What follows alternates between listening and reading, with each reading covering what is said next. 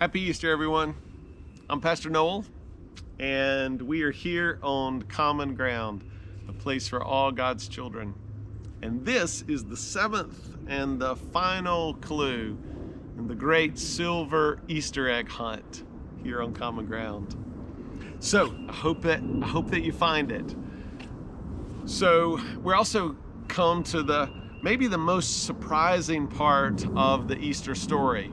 It's not the end of the Easter story, because the Easter story never ends. That's kind of the point of the Easter story. We are a part of this great story, this great Easter story.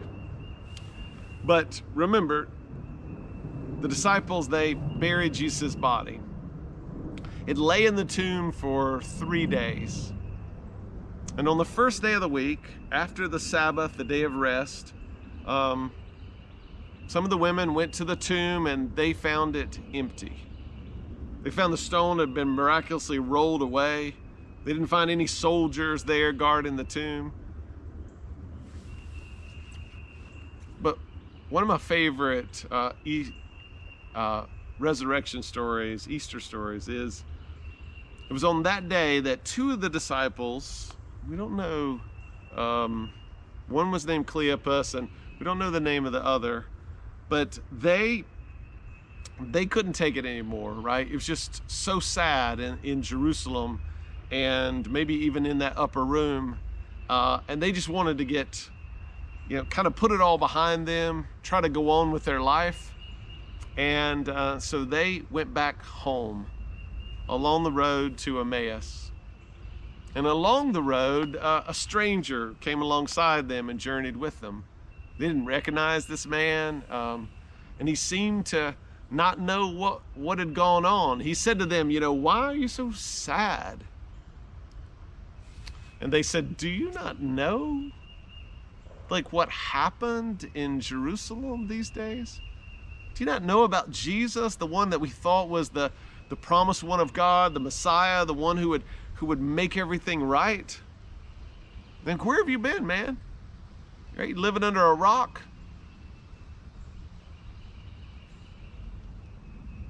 But the guy continued to journey with them. And along the way, he would talk about scriptures, things from the Bible, things from the Old Testament that promised that the Messiah would suffer, that it was somehow through suffering, even taking the sins of the world upon himself, that he would heal. There's from Isaiah 53, by his stripes we are healed.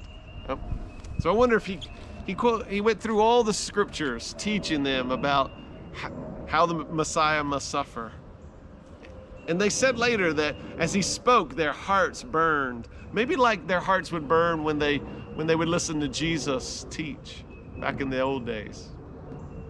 Well, when they got to their home where they were staying in Emmaus, the stranger acted as if he was going on, but they begged him, please, it's late, stay with us. We got plenty of food. What's ours is yours. And so the stranger came into the house with them. They got things ready for a quick supper, mostly bread, maybe something simple. When they sat down to the table, though he was the guest, then suddenly the stranger acted as if he was the host. And he took the bread and he blessed it, like Jesus had done at the Last Supper. And he broke it, kind of that way that Jesus did it then too. And he handed it to each of them. And in that moment, they said their eyes were opened. And they suddenly recognized the stranger, and it was Jesus himself, who'd been walking with them the whole time, teaching them about the scriptures and about how his own death fulfilled those scriptures. And then as soon as their eyes were open and they recognized him, he was gone. Well, they jumped up and ran all the way back to Jerusalem, ran upstairs to that upper room where the grieving disciples were gathered in fear, and they were saying, oh my gosh, we have seen the Lord. And then the disciples were like, oh, Peter, supposedly Peter has seen the Lord. And in that moment, Jesus appeared to all of them. And he showed them his hands with the wounds of the cross, the nails, and his feet, and even his side where the soldier had pierced him in the side. And they realized it was really him, like in the flesh, Jesus raised from the dead, because his love for them and his love for you, his love is stronger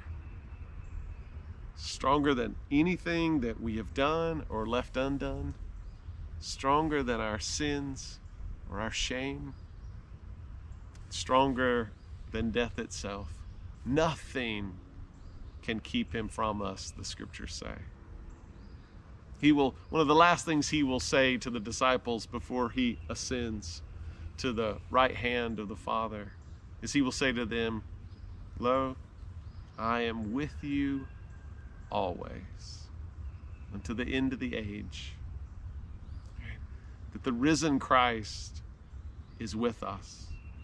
We might not always see him, we might not always recognize him, but he is always with us, traveling along the way, teaching us, guiding us, loving us.